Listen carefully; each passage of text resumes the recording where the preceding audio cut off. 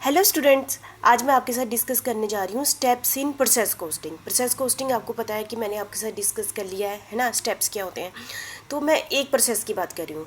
देखो, जब भी हम एक प्रोसेस करते हैं, जैसा कि हम ऐसे एग्जांपल लेके पहले मैं आपके साथ डिस्कस कर लेती हूँ कि हमारे पास मैंने एक पर जैसे मैं पहले आपसे डिस्कस करी ना, 4 प्रोसेस है, सिर्फ एक प्रोसेस ले लिया मैंने, है ना। उसमें मैंने देखा क्योंकि उस प्रोसेस में क्या होता है, हम पिछले प्रोसेस से क्या लेते हैं, आउटपुट लेते हैं। पिछले प्रोसेस से क्या लेते हैं, आउटपुट लेते हैं। या फिर यदि मेरा पहला प्रोसेस है तो मैं बाहर से रॉ मटेरियल लेती हूँ, ठीक है। तो दोनों ही केसेस में मेरे लिए क्या है, मेरे प्रोसेस के लिए क्या है, रॉ मटेरियल है। चाहे मैंने आउटपुट ली है पिछले प्रोसेस से, मेरे लिए क्या है, वो इनपुट है। मेरे लिए क्या है, इनपुट, दोनों ही केसेस में, ठीक है। तो ये ओपनिंग हो गया कि मैंने लिया है, ठीक है, कि मैंने या तो बाहर से खरीदा है या फिर मैंने पिछले वाले प्रोसेस डिपार्टमेंट से की आउटपुट को, अब मेरे पास क्या आ गई, इनपुट आ गई। ये पहला प्रोसेस हो गया, ठीक है। दूसरा कंसेप्ट क्या होता है कि हो सकता है कि मेरे पास मेरे डिपार्टमेंट में, मेरे प्रोसेस में कुछ ऐसा काम था पिछले महीने का जिस पर 20% काम हो चुका था, वो भी पड़ा होगा, वो भी स्टॉक में पड़ा होगा। ऐसा काम था जो जिस पर 50% काम हो चुका था, 50% काम हो चुका था, समझ के। जिस बाई चांस हमारे पास 4000 यूनिट है, ठीक है, उस पर 50% मेरे प्रोसेस वाला काम, ऐसा नहीं कि किसी और प्रोसेस की बात कर रही हूँ, मेरे प्रोसेस में जो काम होना था वो 50% काम हो गया, ठीक है। और कितने यूनिट पर, 4000 यूनिट पर। तो मैं क्या करूँगी, तो मैं उसको कम्प्लीटली कितने यूनिट मान लूँगी, 2000 यूनिट मान लूँगी, समझ के। 4000 यूनिट थे ना, उस पर 50% काम हो चुका है, ठीक है। यदि 100% में इसको कन्वर्ट कर दिया जाए तो हम कहेंगे 1000 यूनिट। तो मैं उस प्रोसेस में इसको जो जिस पर वर्क इन प्रोग्रेस जो वो था, काम हुआ हुआ, उसको 1000 यूनिट मानकर यूनिट वो मान लूँगी। और जो पिछला लिया, ठीक है, हो सकता है कि मैं इस पर भी काम कर दूँगा, है ना। अब जो 2000 यूनिट हो गए ना, 2000 यूनिट पर को मैं नए सिरे से उसकी कॉस्ट निकाल कर उसको भी ऐड कर दूंगी, ठीक है। तो ये थोड़ा कंसेप्ट मैं स्टार्टिंग में बता दिया कि ये वाला मैं डिस्कस करूंगी, पर फिर भी अब डिटेल में अब मैं डिस्कस करती हूँ स्टेप्स इन प्रोसेस कोस्टिंग। सबसे पहले using the process costing method, there are 5 steps in process costing. यहाँ पर 5 स्टेप हैं जो आपके यहाँ टाइप किए हुए हैं।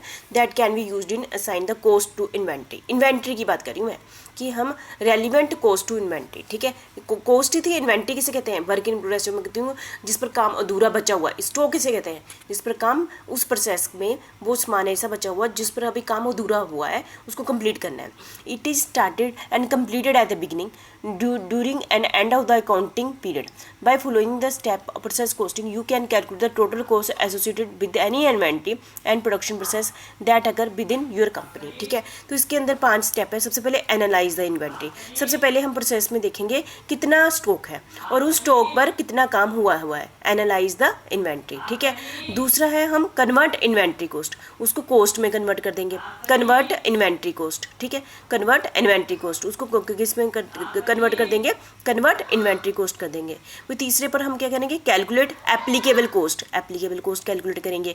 फिर फोर्थ पर हम calculate the cost per unit निकालेंगे।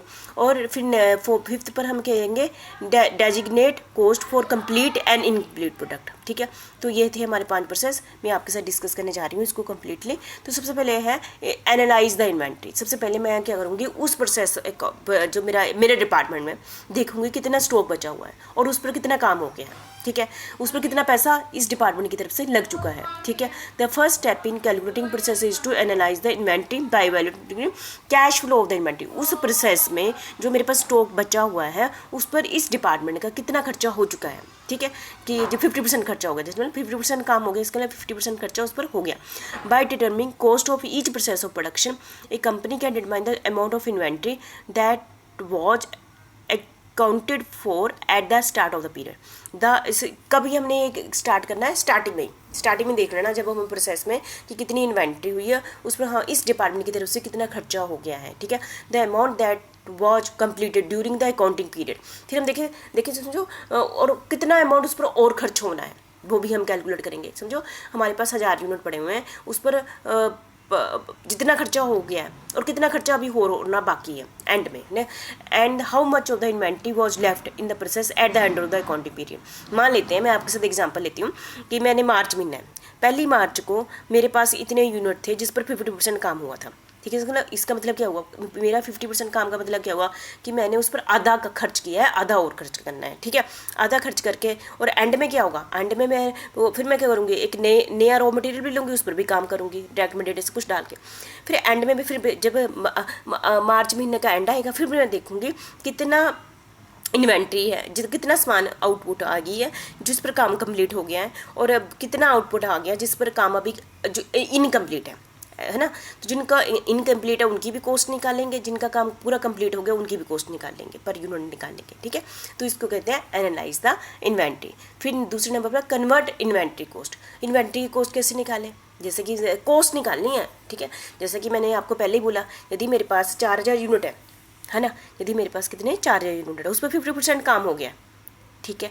तो 50% और काम होना है, तो इसके बेस पर मैं क्या निकाल लूँगी, कॉस्ट निकाल लूँगी, कन्वर्ट इन्वेंट्री कॉस्ट। जैसे second step in calculating process costing, convert any inventory that was considered in process at the end of the period to an amount equal unit. For example, if a manufacturing company that produce, मतलब ink की जो होती है, समझो बोतल समझ लो, कितनी है, 4200 बनानी है इन process at the end of the accounting period, each of the, उस पर 50% काम हो गया। कितनी बोटल्स थी, 4200 थी, उस पर 50% काम हो गया है। इसका मतलब कि यदि हम इसको 100% में कन्वर्ट करें तो क्या कहेंगे, 2100 कंप्लीट हो गया, 2100 बोटल्स का काम कंप्लीट हो गया, ठीक है। उसकी कॉस्ट उतनी डाल देंगे, ठीक है।